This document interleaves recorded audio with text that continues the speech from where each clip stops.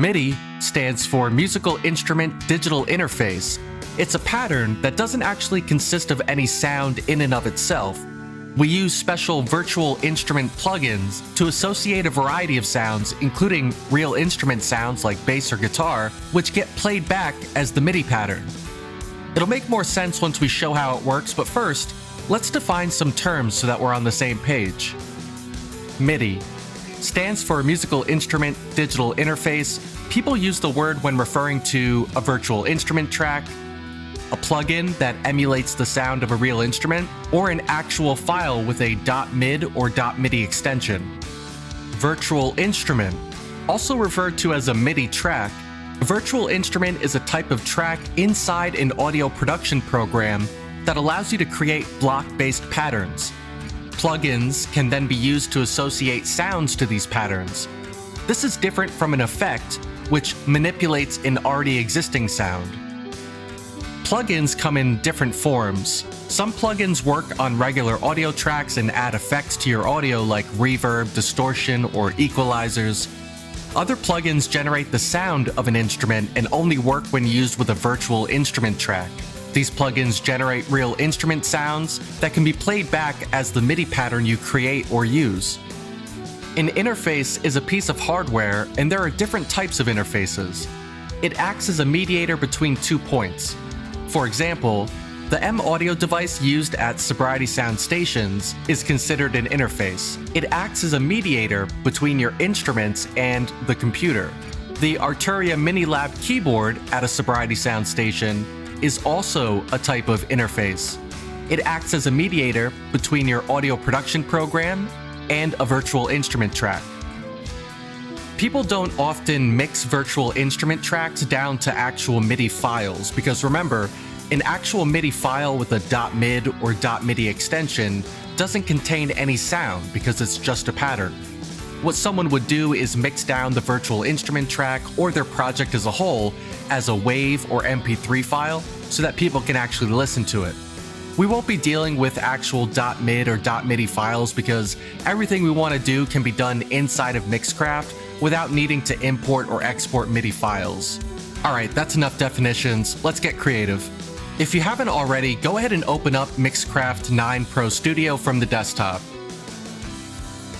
On a Sobriety Sounds machine, Mixcraft will automatically have one virtual instrument track in your open project.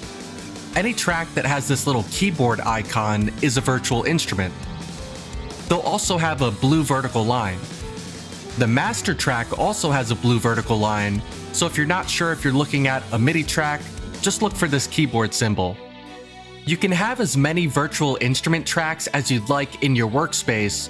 If you'd like to add a new virtual instrument track to your project, go to Track, Add Track, Virtual Instrument Track.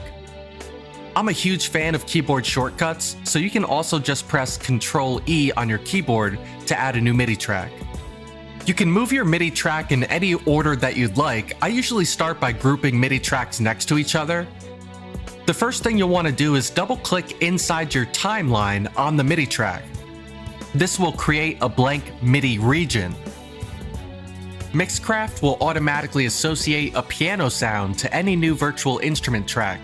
You can hear the sound currently associated with your MIDI track by clicking any of these keys. This area here is called our piano roll. This area is our MIDI grid, which is a detailed view of the MIDI region on our timeline. The grid is where we can draw the notes that make up our MIDI pattern. To add a MIDI note to our grid, click the pencil icon. You can then click inside the grid where you'd like to put the note. If you move the MIDI note up and down, it'll change the pitch. The length of the MIDI note shows how long that note will be sustained. To zoom in or out inside of the MIDI grid, use your mouse wheel to scroll up or down. To increase the length of your MIDI region, drag this bar at the right side of the grid further out. The MIDI region will also automatically lengthen if you drag or place a note past the edge. You can copy and paste MIDI notes inside the grid by selecting the notes that you want to copy and pressing Ctrl-C on your keyboard. To paste the notes that you copied, click where you want to paste the notes and press Ctrl-V on your keyboard. This MIDI grid also has a snap feature which helps keep everything on beat. To increase the size of the MIDI grid, hold down your click right on this line and drag it up or down. To move up or down the piano roll, you can use this scroll bar to the right. Sometimes I'll click on the piano roll to hear what sound correlates to each line. For example, this note here will be played if I add a note anywhere on this horizontal line.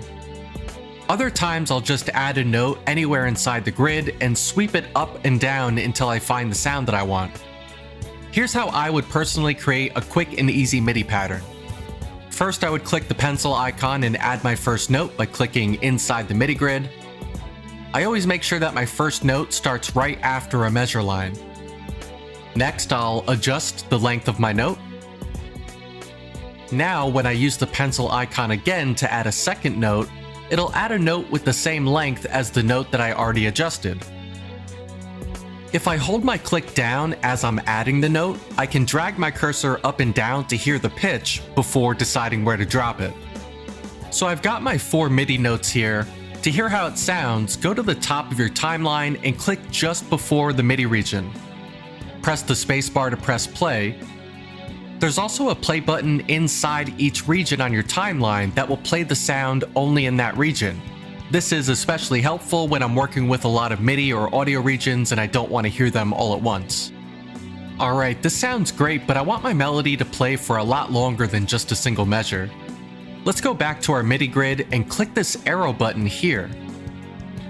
This will allow us to select multiple notes rather than adding notes. To select multiple notes, I'm going to hold down my click and drag over the notes that I want. To copy them, I'll press Ctrl-C on my keyboard. The MIDI grid has its own timeline toward the top of the grid. I'm going to click immediately after my last note, which will tell Mixcraft exactly where I want to paste my notes. To paste, press Ctrl-V on your keyboard. If you did it right, you can just keep pressing Ctrl-V as many times as you'd like, and the notes will be in perfect alignment all the way through. Now that I have all these notes in here, I want to hear how it sounds. I'm going to click inside my timeline right before my MIDI region starts and press the spacebar on your keyboard to play. Once I want it to stop, I'll click the spacebar again. Okay, perfect. Well, at this point, I'm going to click time in my toolbar just to get an idea of how long my notes are going to play for.